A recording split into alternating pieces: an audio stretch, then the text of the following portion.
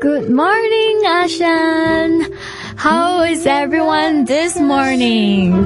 Today we have PY Wong from TindakMalaysia, who is with us today. PY, how are you feeling? Great, thank you, Vienna.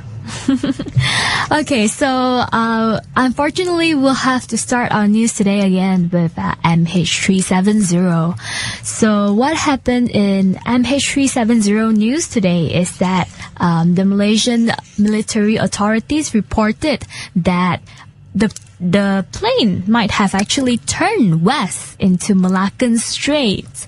But of course, no one knows if this is totally confirmed or not, but that's what the Malaysian military authorities believe an hour ago from a news report from The Guardian, yeah? So, on news that are happening on Vietnam, they reported that they are actually stepping up their airport security, learning from the Malaysia's lessons. So now they are on the first level of a 3-level security alert system from Vietnam. And this is a report from Thanh Nien News, a news website in Vietnam. And I think that PY, you might have something to share on what you think about aircraft hijacking. Is that what you suspect? Well, there's speculation that hijacking could be a possibility. But do you know that the earliest recorded hijacking was in 1931 in Peru? Do you know what incident that was? I don't know too much, except that it's recorded in the Wikipedia. Wiki aircraft hijacking to find out more. Alright, so on Cambodian Daily, they say that there's no role for Cambodian in efforts to find for the downed Malaysian plane. So this is because they said that even the US, China and Vietnam cannot find the aircraft, and Cambodia does not have the kind of technology to help finding the craft. However, Cambodia would definitely help in rescuing the victims if they are so found, yeah? So the government is ready to help the victims. That's what the Cambodian government, the National Military Police says, yeah? Yeah, given their economic situation, that is quite understandable. So ASEAN currently has an open sea policy despite territorial disputes, and there is an agreement that if we do find the aircraft, all ASEAN countries will definitely help out in the situation. So next on, we also have Indonesian Antara news saying that the Navy has already started joining search for missing Malaysian plane. The Indonesian Navy deployed 5 ships and a helicopter to help search for MH370. So besides the Indonesian, I think the Malaysian authorities' efforts to look for the missing plane is assisted by, like I mentioned just now, China, Singapore, Philippines, Vietnam, and the US. Yeah, during a crisis, I think most countries leave aside their disagreement and come together to help. I think in one of our sessions in the future, we'll definitely be covering the disputes that's actually happening in South China Sea, which seems to be intensifying of late, yeah? So after this brief update about MH370, we will, reveal a little impact on how it has impacted the stock market. From New Straits Times in Malaysia, they say that the ASEAN stocks indexes are mostly down, well, except Vietnam. But besides that, in Southeast Asian stocks, it is also caused by the crisis in Ukraine and the disappointed Chinese trade deals, yeah? Trade data. So Malaysia especially hit a weak low, especially Malaysian airline systems. Not too surprising. But I think the questions to ask is, PY, you will have some commentary to share about mass shares, huh? Yeah, I did a check yesterday and even this morning in the Sun. MAS shares are only worth 24 cents. It came as a shock to me because the last time I read about MAS was the bailout by the government, taking over Tajuddin Ramli shares, and that was at $8 a share, which was a premium over the share then of 3 ringgit 68 cents. So from 8 ringgit, we are down to 24 cents.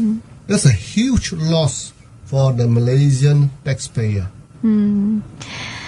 I would also add that the question to ask is that in cases like protests, like in the Ukraine, and also what happened in a lot of civil society movements, yeah. So this is just an extra point that I thought of. You know, causing problems to the economy is always an argument that the government always has in order to quash down protests. So, do you think that it's justifiable to say that, protests shouldn't happen because it will threaten the economy? Everything relates around the challenge to the whole of power. That is the fundamental reason. Anything else given is an excuse. So you believe that even if it lowers our GDP by whatever percent, protests should be allowed to happen, and you think that will be more important than the argument for economy stability? Yeah. The freedom of association is a human right. Protest, depending on the degree, and like what happened in Ukraine. Happened in Ukraine, there is some belief that it is a Western conspiracy, which will not be too far from the public perception. Personally, I don't think the Ukraine incident should have much effect on our local market. Yeah. It's too far away. But then financial analysts will always look for excuses to justify an event. So back to my question about what do you think of justifying economic stability versus freedom of association? And there must always be a balance. Extremes on one side will be detrimental to a country, but then extremes on the other side, to say you cannot have protests just to maintain stability, that also could be a problem, because the right of the people in the country should be paramount. But then you shouldn't have unrestrained right that impinge on other people's right. So there must always be a balance. And finding that balance is the challenge. Perhaps as what the Buddhist says, the middle way. That's what we should find, maybe. Yeah, I suppose that's one way of looking at it.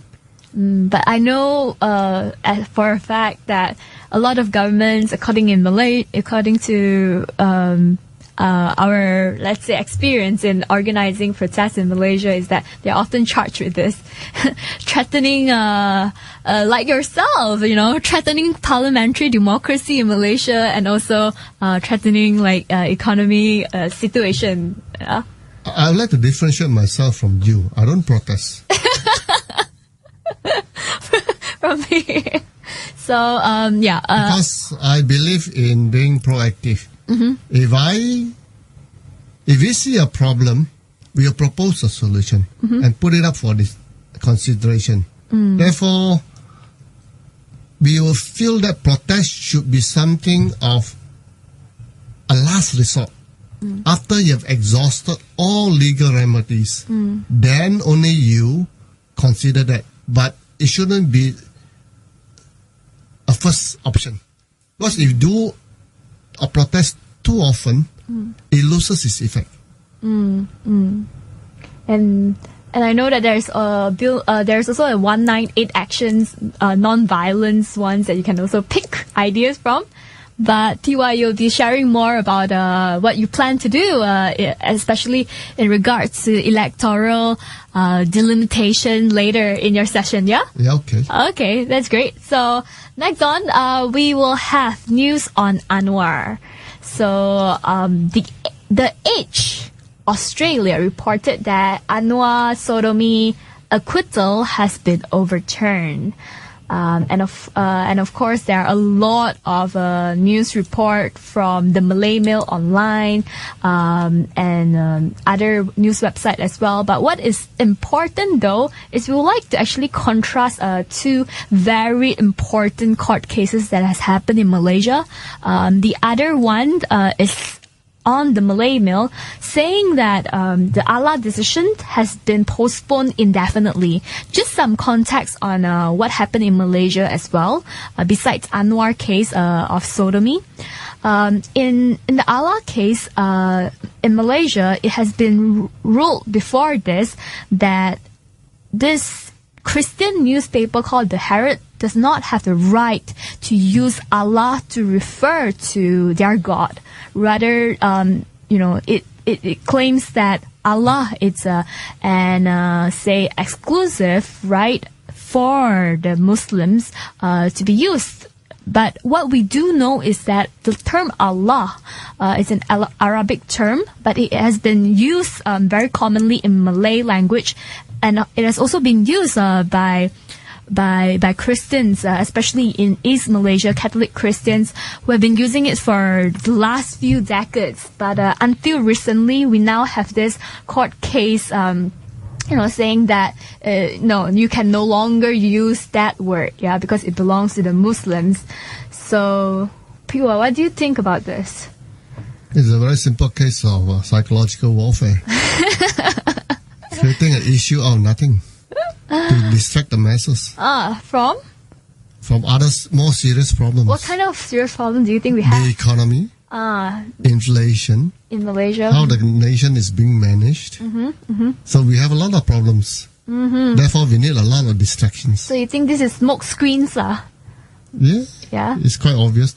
Yeah, and it begs the question of a matter of how fair is the judiciary system in Malaysia? Because when we look at two men affairs such as sodomy, it seems like the court has been very willing to expedite this case, especially in a very, let's say, timely or untimely time, where Anwar is planning to run for an election in Kajang.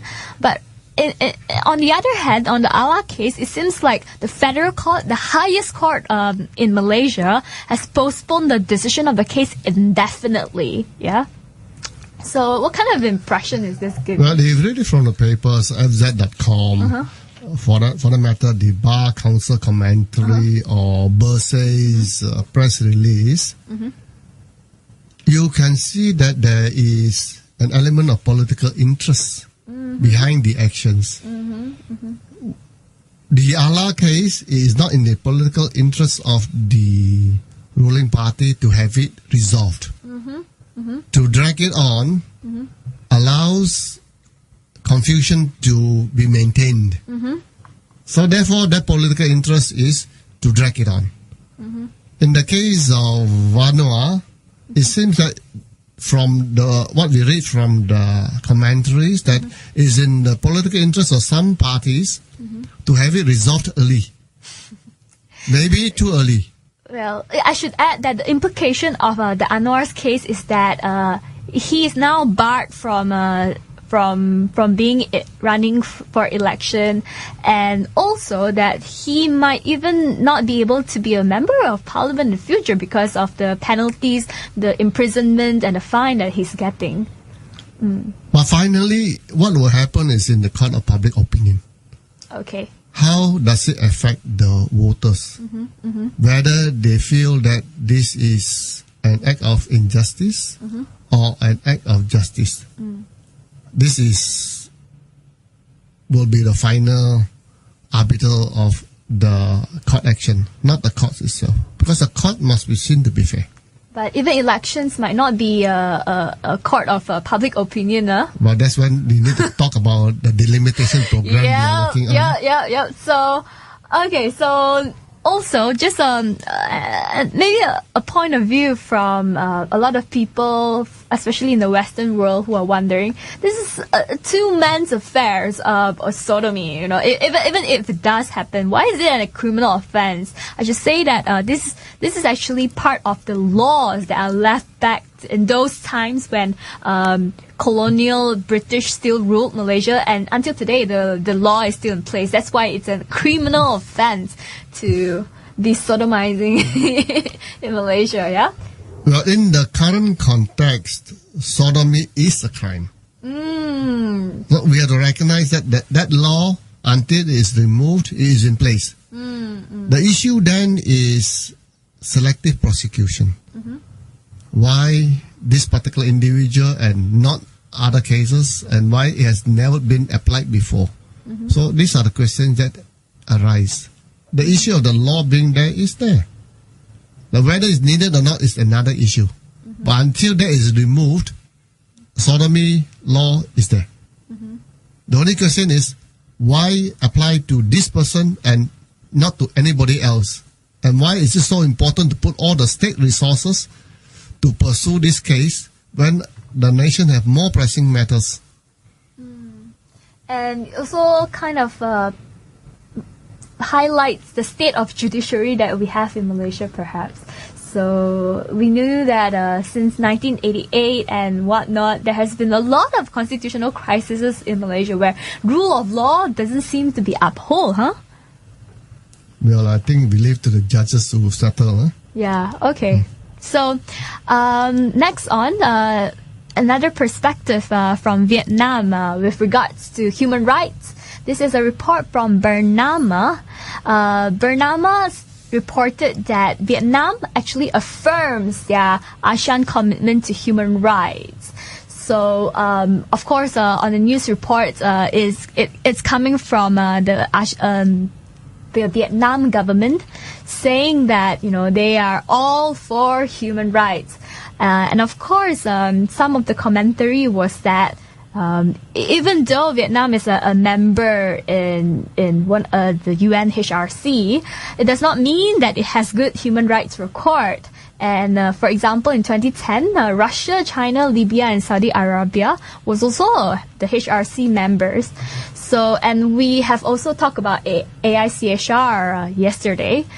And what is interesting though is that on February 25, Vietnam Plus reported that Vietnam has a new constitution that clarifies what is human rights and what is citizen rights. When we read through the constitution, it looks very good, yeah. For example, on the Article 14, Chapter 2 of the 2013 Constitution in Vietnam, it says that in the Socialist Republic of Vietnam, human rights and citizens' rights in the political, civic, economic, and social fields shall be recognized and respected, guaranteed in accordance to the Constitution and the law. And so human rights and citizens' rights may not be limited unless, I think some of the key points I'll pick up, unless for reasons of national defense, national security, social order, social safety, social morality, and community well-being. I would pick the most important words being national security and social order. I've seen a lot of cases where, it seems like the government would probably use this few keywords to claim that, that is why in this case human rights does not apply. And we have Vietnam, another news article from our fellow friends in Vietnam from the International Federation for Human Rights, FIDH, saying that there's still 200 and over imprisoned political dissidents. Yeah. So, well, if the abuse of human rights will to assist a government to maintain its hold on power, that will be what will be done. Therefore, you have to recognize that the abuse of human rights is a strategy of control of power. Therefore, any action that affects their control of power will not be done. In other words, they will continue to abuse human rights. Unless you are able to create an alternative stick or another event that threatens their whole power. In other words, if you maintain human rights and it affects the votes against you, then the ruling regime will think hard about changing their ways. But otherwise, it will carry on as before. But I don't think that maybe the fine line of the government versus the people is that distinct. Like how do you draw the distinct of who is in the regime? Who is these people that you're referring to? In the ASEAN context, it's usually the elite, isn't it? You're talking about the top 1%. Maybe less.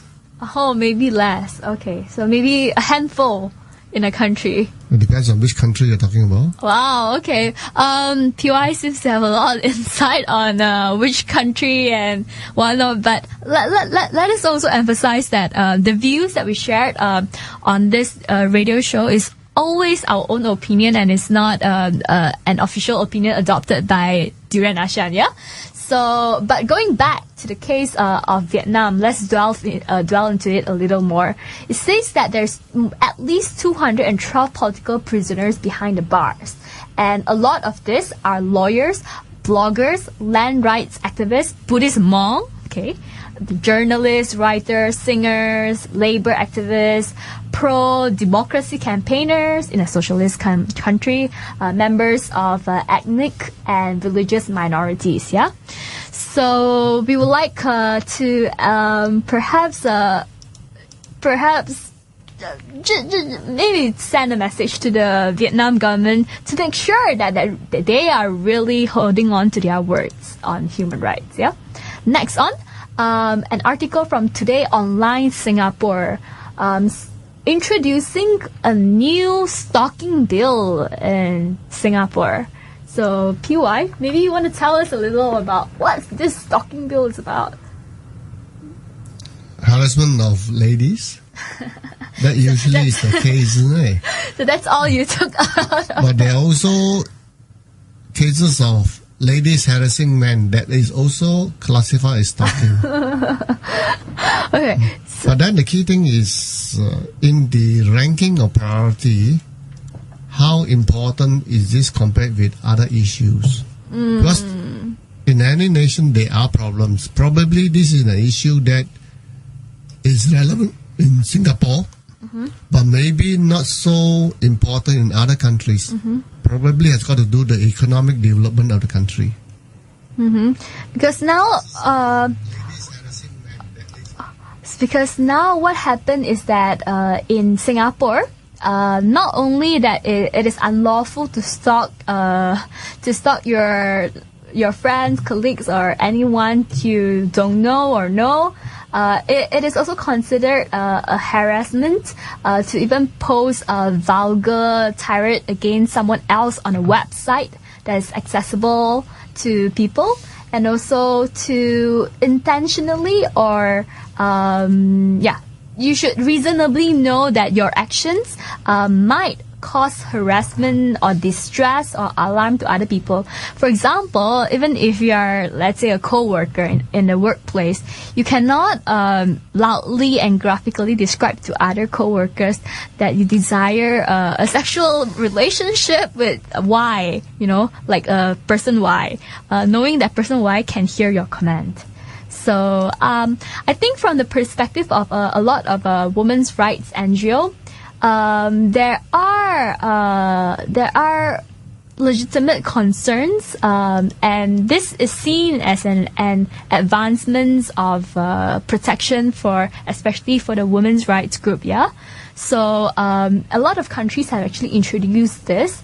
For example, in Scotland, where they have a separate legislation for this, and some in Canada incorporate them into their criminal codes. Philippines and UK are trying to legislate this as well. Yeah. So, and I guess for the men, it might be a less enticing news, but to know that in Singapore you could face a fine of up to 10,000 and a jail term of not more than 2 years, or even both together. So, in our next piece of news from Cambodia Daily, this is the news about a pretty amazing film that is made out of I would say clay figurines, like more than 500 clay figurines. This is a story of Cambodia during Khmer Rouge time in the 1965 to 1979. So it talks about the Cambodian genocide, and it's crafted by Riti and his sculptor. So I've watched the trailer. To me, it's very moving because it's a show that actually touches you. Yeah. So while I would say that in Malaysia we don't know much of our own history, especially during communist insurgency times, maybe this highlights some problem in the education system. But in Khmer Rouge times, we know that there were a lot of social engineering that was going on, where intellectuals and educated ones are actually killed. So, I think this films, which has won an award in Cannes Film Festival, and is being nominated in Academy Award as well. It's a very worthwhile film to watch. Oh, Vienna, I like your term social engineering. It's so bland to describe all mass murders. Wow. So how would you describe it? Genocide. Genocide, yeah. Cambodian genocide. I wouldn't think of using the word social engineering.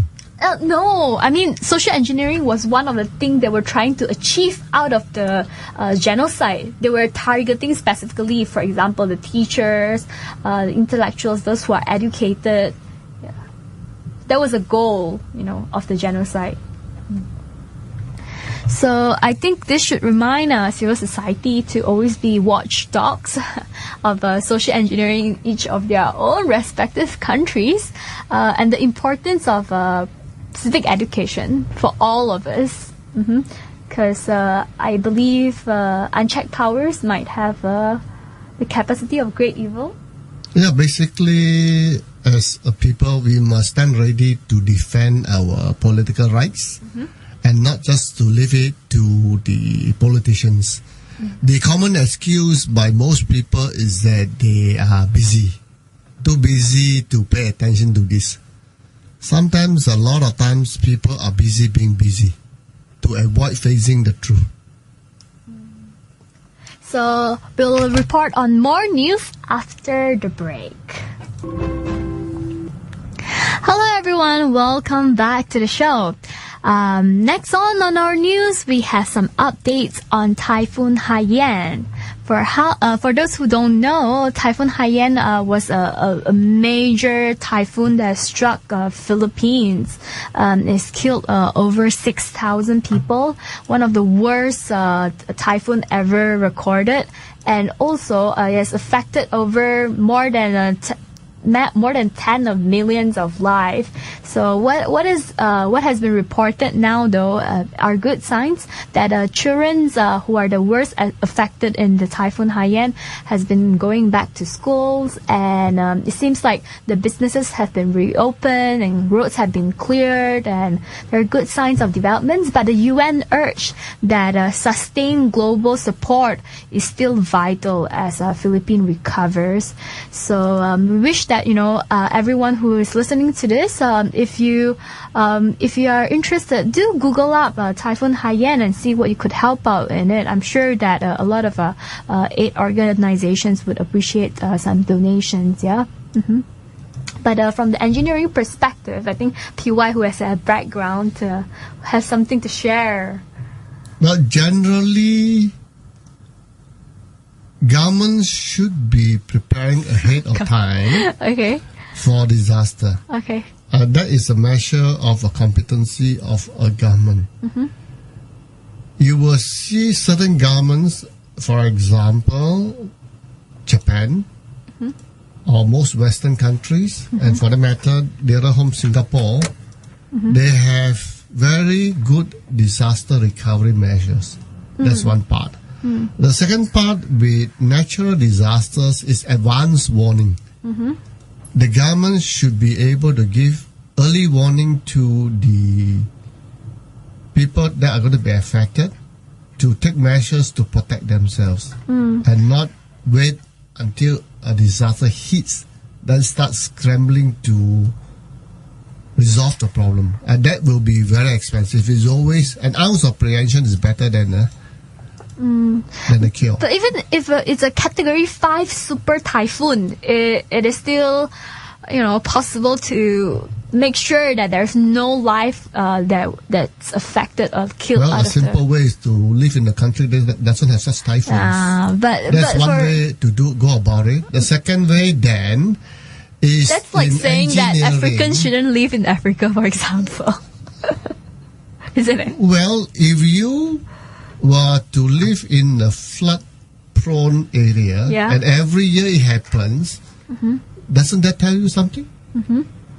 Therefore, if you know a place is prone for disasters, the first step you do is to avoid that place. Mm-hmm. A second thing, if you cannot do it, and a government should have measures in place designing the structures and the infrastructure to withstand that typhoon. The third thing to do is to have an early warning system to tell the people to move away. If a typhoon is supposed, like Florida, that there are tornadoes hitting it, and the government gave very advanced warning for the people to move away. But you stay put in a particular place because you cannot fight nature. You should avoid nature. That basically is what the point I'm making. In the Malaysian context, year in, year out, you hear about people being flooded from their houses. But why do you stay in that place in the first place? If you know very well that that place is flooding. Therefore, it is a personal decision. And we have to live by our decision. So perhaps it's not just the government effort, but rather everyone. Everybody should take responsibility for their action and not just say blaming on the companies, government. Private sector. So I believe that a lot of people are concerned about Typhoon Haiyan, and those who would like to help out, again, I would urge that look it up and even come to ASEAN or Philippines if you can.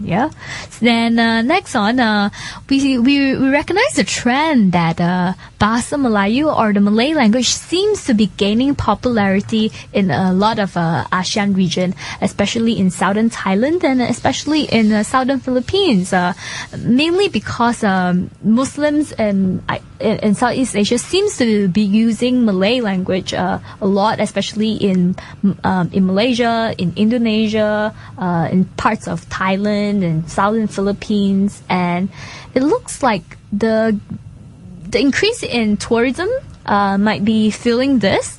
And we were just discussing a little about Malay language yesterday, and we have colleagues who shared that Malay language is the 6th most used language in the world, and he thinks that in the future it is going to be it is in fact already the most used language in Southeast Asia, and he thinks that it's going to continue to grow in popularity. Well, language is usually driven by economics and by trade.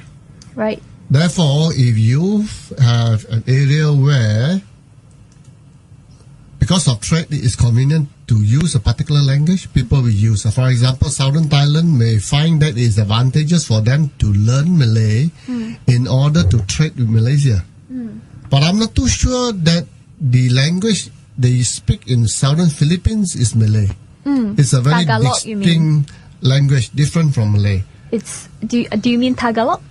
It could be Tagalog, it could be their local dialect. Right. Not necessarily the same as Tagalog. For example, the largest Malay-speaking population is in Indonesia. Yeah. And they call it Bahasa Indonesia. Right. Which, to my mind, is probably a little bit more efficient than Bahasa Melayu. The reason is that for most human beings, language is like the operating system in a computer. How fast you think is defined by how fast that language operates. So it has an effect on your speed of thinking. Okay. And I find that the Indonesians, the way they the way they operate their language seems to be faster than what is being done in Malaysia. Yes, I can testify to that. Like when I grew up watching Indonesian films and television shows, I struggle keeping up with them because they're speaking so fast. And what puzzles me is why do we not follow the Indonesian model? It's so much more efficient and cheaper. Why do you have two different countries translating language into Bahasa Malaysia when the Indonesians are doing so well? Yeah, this probably has roots back then during confrontacy and whatnot, where two countries were trying to establish its own identity and its own culture, and in the process, what was I wouldn't consider confrontancy as an issue of establishment or identity. Okay. Sukarno defined the Malaysian project as a neo-colonialist project by the British to unload Sabah Sarawak onto Malaya. They had certain ideas, and Sukarno was right back then. Looking back in history, he was right, except that he didn't have much credibility politically, so people didn't pay attention to him. Today, the complaints by Sabah and Sarawak about being colonized, isn't that the prevailing sentiment over there? Well, yes, of course. Sabah Sarawak always feel that they have been how do I put it, like colonized. Yeah, that's the term, where they have been robbed of their natural resources and not really given much power to having an equitable shares and resources and development. And that's very obvious even to us from West Malaysia, isn't it? So I guess we will see.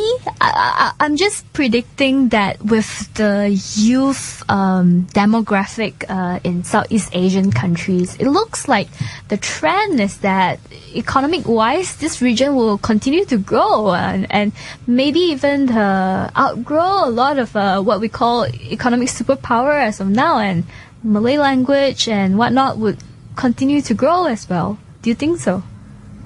If you look at the GDP, debt to GDP numbers, it may tell you a slightly different story. So that depends on which perspective you're looking from. Okay. So now we will move on to our next session, sharing by P.Y. Wong about electoral delimitation. See you after the break.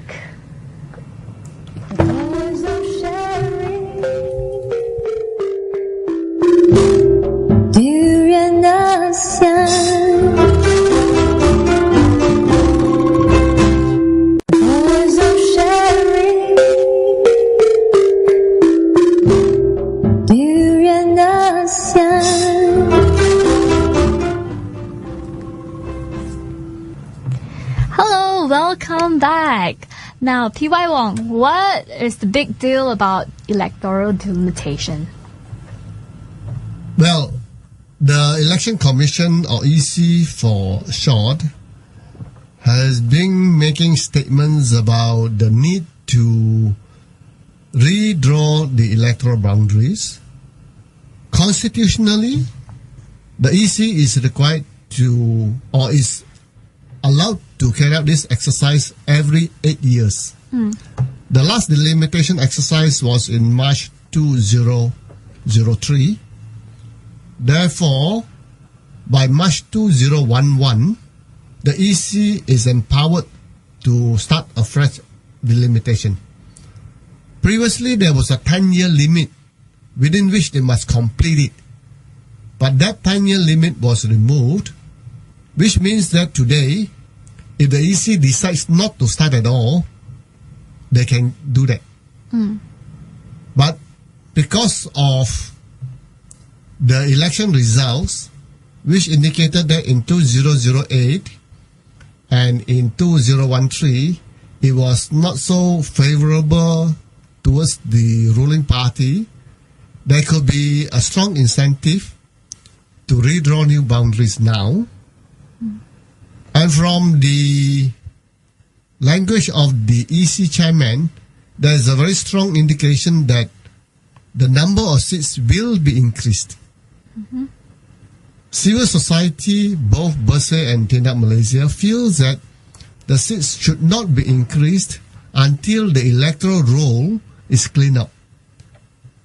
The reason for this is that the limitation is based on the electoral roll. If the electoral roll is not clean, do you have a problem with the drawing of the seats? There is a big debate going on now with this. From our perspective, TindakMalaysia, we feel that because the constitution allows the EC to draw the new seats, we also have to be involved in this drawing exercise and not to hold back just because of the electoral roll. The electoral law can be resolved later after the seats are resolved. That is how we are looking at it. But the electoral is still very important. From a pragmatic point of view. Yes, from a pragmatic point of view, because if you don't take part, the change will be bulldozed and you are stuck with a new map system that you may not be so happy with. So that is one part of it. But the other part of it is that for the last 50 over years, this has been an exercise carried out by the EC without much participation from the political parties or from civil society. This time round, we intend to do it a little bit differently. What TindakMalaysia have done is we have redrawn the constituencies for the 222 seats in the whole country based on equalization. In other words, every seat have more or less the same number of voters within the same state. I think according to international standards. Well, international standards will vary. The most common band that has been adopted is plus or minus 10%. In other words, for Selangor, say, the average voter per seat is 93,000. Then our criteria is to be plus or minus 10% around this 93,000. In Johor, say, the average is about 63,000. Then our drawing is 10 or plus or minus 10% around this 63,000. In other words, we are drawing it around the average for each state. Correct me if I'm wrong, but in some countries they have even achieved much less than 10%. I heard maybe in the UK or... In the US, you are not even allowed to have a difference of one voter. One voter? Yes. Wow, okay. And that's why they have such extreme gerrymandering. They will draw the boundary all over the place until they achieve that exact one target. And the unfortunate part about the US is that both parties, the Republicans and the Democrats, they cooperate together to share the seats for their own benefit, which makes it very difficult for a third party to come in. In Malaysia, because of the dominance of one party rule for so long, with a two-third majority, the Barisan Nasional could just change the seats any way they like. For that matter, during the last delimitation exercise in 2003, they increased the number of seats before they amended the constitution. So, PY, but what about best practices? Could you pick some examples from the ASEAN region or beyond that? I would use Australia as an example. Okay. Australia has an election commission which operates independently. They will draw the seats according to rules defined by Parliament. They will generally adopt a plus or minus 10% range. But of course, certain states like the Northern Territories, Canberra or Tasmania, because of their small population, they were given certain quota. But other than that, every state is bound by the same rules, plus or minus 10%. The EC will draw the seats based on this, and arising from this drawing, some states could lose seats because the population dropped. Some states could have increase in seats because their population increased. The EC not only have to do that, they have to project ahead based on their census and their population growth. For example, if they anticipate that a particular seat will have a reduction in their voter population in the future, they may plan for this by increasing the seat size now.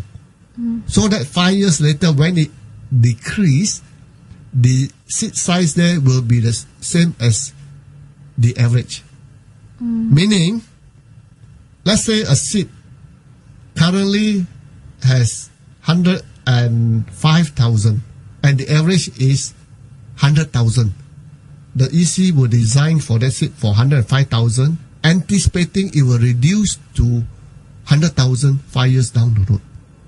So not only, let's say for rural area which has small population, not only will they compensate for that rural area, they will design the seat for that rural area to be bigger to cater for rural-urban migration, which is very different from the Malaysian practice here. In the constitution, the EC is supposed to give a weightage for rural seats. Unfortunately, that weightage is not defined. That weightage is supposed to cater for problems in communication between the member of parliament and the voters, both during normal time and during election campaign. But this actually is an issue of communications. It's not an issue of seat size. To use this as an excuse to distort the seat size is actually to disadvantage certain classes of voters, in this particular case the urban class of voters, to the advantage of the rural voters. Overall, what this has happened is that a rural voter could have a vote which could be up to 4 to 5 times bigger than an urban voter. But if you are to look at it from an economics point of view, there seems to be a correlation between the weight of voter and the poverty level of that voter. Meaning to say, the rural seats could be very small in terms of voter population, and usually those rural seats are also very poor. So you mean that one person, one vote, but not same value? Yes, that's what is happening now. And our goal is to have one person, one vote, one value of the same weight. So that I think in some extreme cases in Malaysia, you don't have even like one rural vote more than equivalent to more than 10 times an urban vote. It's not unheard of, yeah? In 2007, Putrajaya had a vote equal to 17 times Kappa. In 2013, this was reduced to 9 times. But then no one will imagine that Putrajaya will classify as a rural seat. In other words, this excuse of rural disadvantage is just an excuse to disadvantage certain classes of voters. And this is what we consider under the UN Universal Declaration of Human Rights, under Article 21, universal suffrage, free and fair elections. What is essentially is saying is that as a human right, every voter should have a vote of the same weight. So perhaps you can share on what can civil society do in this? Well, what we have done is to draw the two seats to be roughly equal. But I want to emphasize that within the same state, it is not the same for every state. Different state will have different average. But within that state, we will have achieved this plus or minus 10%. When the EC are to present their maps, there are three stakeholders who can make representation to the EC, either to support or to object to the EC maps or to make counter proposal. Number one is a state government. Number two is a local council in which that seat resides. For example, Kelana Jaya is in MPSJ, Subang Jaya. So MPSJ can make representation on Kelana Jaya seat. Or a body of 100 voters. And this is a very tall challenge for most people. You have to get 100 voters from the same constituency before you have the right to make an objection or to make a counter proposal or to make a representation. If you have 99 voters, you don't qualify. It must be 100 and above. That basically is the idea. So what we are doing is to go on a roadshow in cooperation with BERSE to get these 100 voters, to educate them on what is possible and to help them to design their own constituency. I mean, would you like it to be able to design your own constituency? But really, what is possible? It is possible technically. Yeah. Yes. What are the steps ahead for these 100 people? Well, we will show them what is existing. Generally, as a matter of practicality, most voters will not draw the boundaries. It is too challenging. The reason is that if you draw, let's say Selangor, you draw Kelana Jaya. Kelana Jaya will affect the adjoining constituency, PJS. And then when you go to PJS and you draw, it will affect the next constituency, PJU. Yep. So you keep on having this domino effect. By the time you finish, you have drawn the whole state. In other words, once you start, you cannot stop. You must finish the whole state. So most voters are not in that position to do that. So what we have done is we have our own analysts.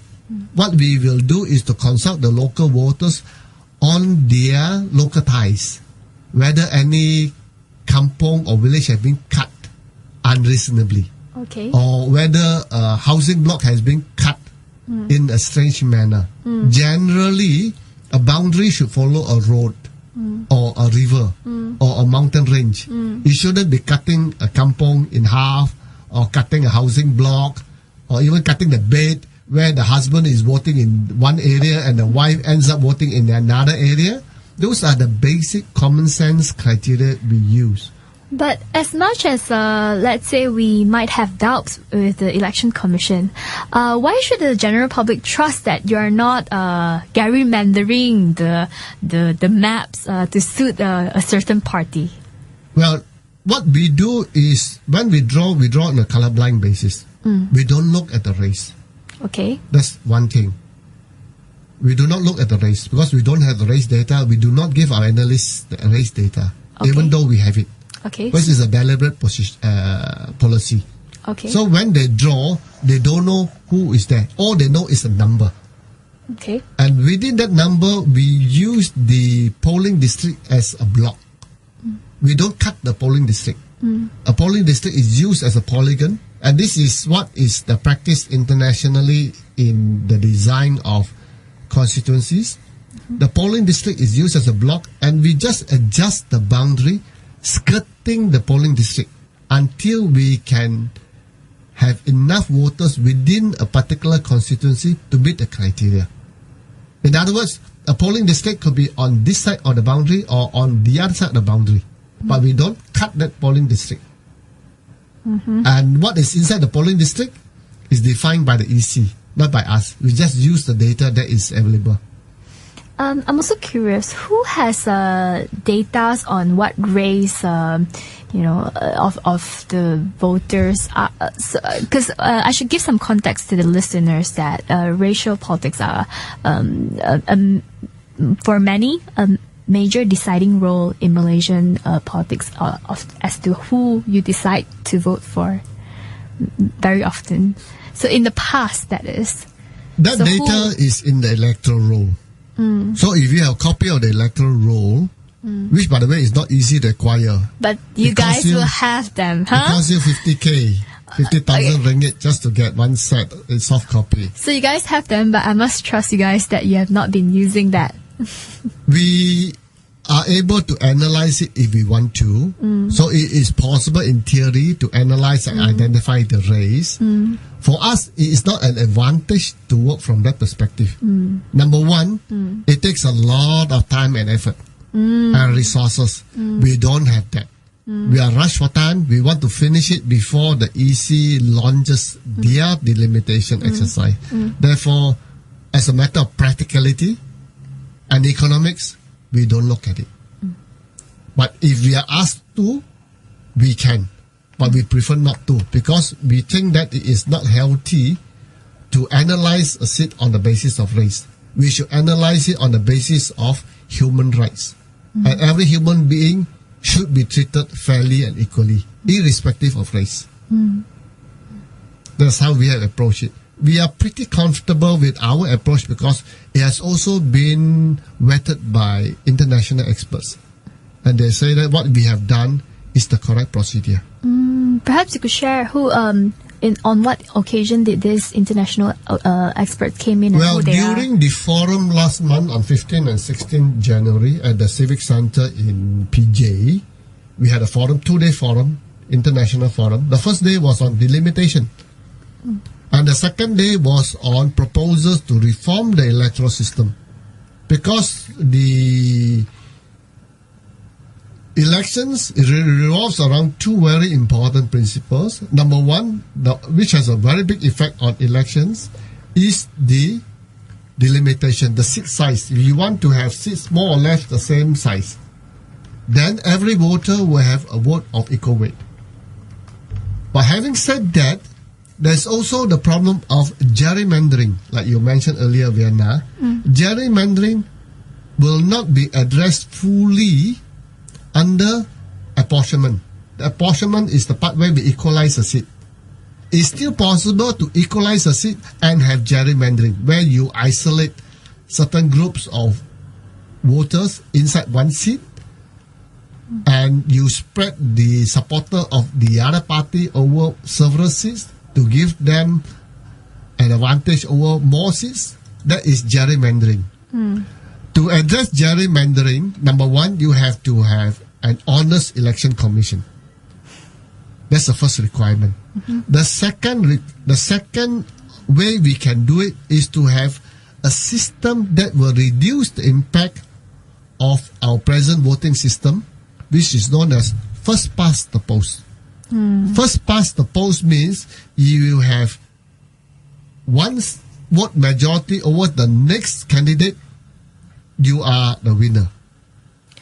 That is first past the post. So we in Project Barras are proposing additional system to first past the post, which is popular representation. But that will be coming up in the future.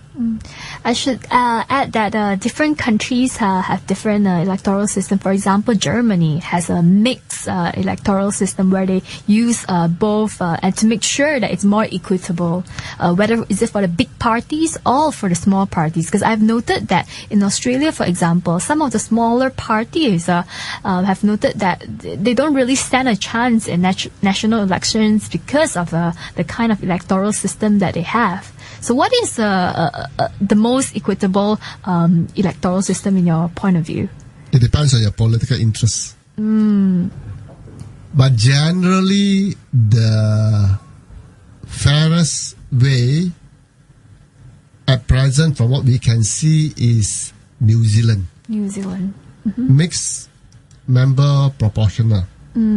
You mentioned earlier Germany. Germany has first past the post plus make a proportional representation, whereas New Zealand seems to be more towards a purer form of popular representation, where you don't consider the seats won under first past the post separately. That means the total number of votes you win, the percentage of votes you win in a general election, will determine the number of seats you have.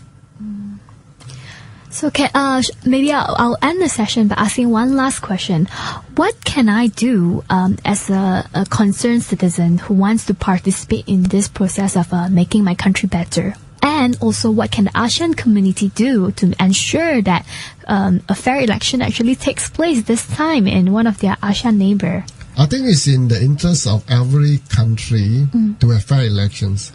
What happens in Malaysia will have an effect long term on Thailand, on Singapore, and Indonesia, because the example of one country will inspire other countries to also improve their system. Therefore, as an individual in Malaysia, I would recommend that you join TindakMalaysia and be a volunteer to help us build a better Malaysia. Yeah, you can definitely be one of the 100, right? Oh, yes. Yeah. And we should add that we are sometimes very inspired by our neighbor in Indonesia as well. Yes. Yeah. They're way ahead of us. Yeah. We have a long way to go.